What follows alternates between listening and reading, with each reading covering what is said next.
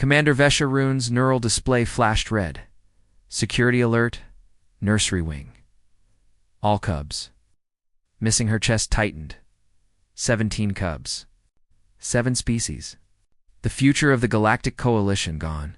She stood fast and spoke into the station network. Lock down the station. Seal all exits. Freeze all shuttle clearance. Run a full bioscan sweep. Now she sprinted for the nursery wing with 3 officers behind her. When they arrived, the corridor was chaos. Caretakers shouted in different languages.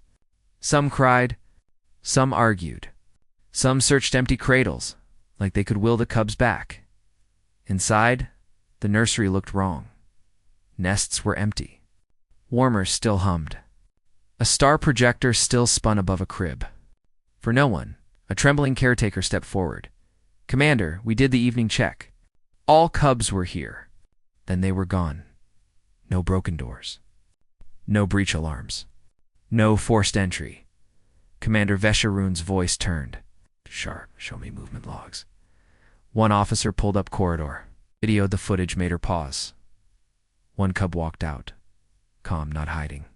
Not running. Not afraid, then another, all at different times. Like they were answering a silent call. Commander VESHA RUUN ordered a biotracker scan. 17 life signals appeared on the map. All clustered in one place. Human quarters. Unit C-14, her eyes narrowed. That unit belonged to Mason Reed, human maintenance technician.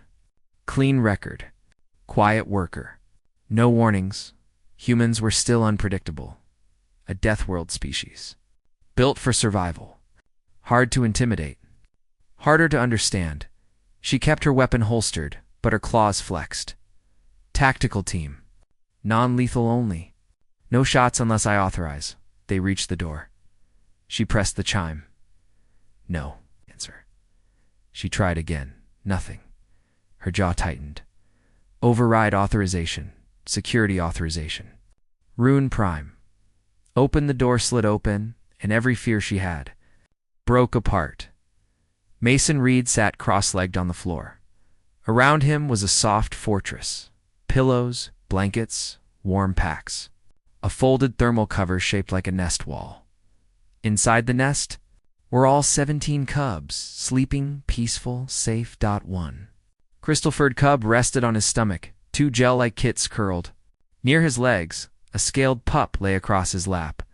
A tiny, feathered cub tucked under his arm. A white noise device played. Gentle rain. The room looked like a storm. Shelter made of comfort. Commander VESHA RUUN froze. Her officers froze too. One cub opened its eyes for a second. It blinked at the armed team. It yawned. Then it pressed closer to Mason Reed and fell asleep again. No fear, no distress, only trust. Mason Reed looked up at the team. He did not shout. He raised one finger to his lips, quiet. Then he moved slowly, carefully. He shifted pillows, adjusted blankets, placed warm packs. He made sure no cub woke up. He worked like every small breath mattered. Finally, he stepped into the corridor and closed the door behind him. Commander VESHA RUUN spoke first. "Explain now." Mason Reed ran a hand through his hair. "I did not take them. They came to me. First one showed up at my door. Fussy and tired. I tried to take it back, but it clung to me. Then another came. Then another. One by one, Commander VESHA RUUN held his gaze. Why did they leave the nursery? Mason Reed answered softly, "The nursery is safe, but it is sterile. Too bright. Too quiet in the wrong way. It feels like a lab, not a home. These cubs needed comfort. They needed a heartbeat. Warm hands. A steady presence. Not a system, not a schedule. A person." Commander VESHA RUUN repeated the word. Comfort. Mason Reed nodded. "On Earth, we call it holding space. Sometimes kids do not need rules. They need to know someone stays. Someone who does not leave when they cry. Someone who sits in the dark and says, without words, "You are safe, Commander VESHA RUUN." Tried to process it.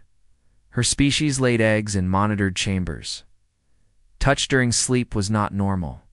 Bonding like this was not efficient. But those cubs looked deeply calm. "You held 17 cubs for hours," she said, "for no payment?" "No duty order." Mason Reed shrugged, tired and honest. "They are kids, Commander. What else was I supposed to do? Let them suffer alone?" That single sentence hit harder than any alarm. Commander VESHA RUUN felt her posture change, not softer, stronger, because she understood the danger now, not the danger of violence, the danger of what humans could inspire. A whole station went into lockdown, and the cubs chose one human room. To feel safe, Commander VESHA RUUN spoke with controlled authority. "This is a serious security breach. I must file a report." Mason Reed nodded. "I know. I am sorry. I should have called, but I did not want to wake them. Once they finally slept, I could not break that." Commander VESHA RUUN made a decision. "Your quarters will be upgraded." Mason Reed blinked. "Upgraded. Larger space. Better controls. Soft surfaces. Dimmable light. Sound dampening, and a new designation. Auxiliary nursery. Night cycle use only. Volunteer. Staff no force duty. A place for comfort. When protocol fails," Mason Reed looked stunned. "You are serious, Commander?" VESHA RUUN kept her voice steady. "Specialist. Mason Reed, you are clearly specialized. The Coalition recognizes merit when it is proven. Will you volunteer?" Mason Reed exhaled. "Yes, I will." Commander VESHA RUUN turned to leave, then she stopped. She looked back one last time. "Thank you, Specialist Reed, for finding our cubs." Mason Reed gave a tired smile. "They found me." Commander VESHA RUUN walked away. Behind the door she heard soft sounds, tiny chirps, small trills, a soft rustle of blankets, and Mason Reed's low voice, a quiet human lullaby.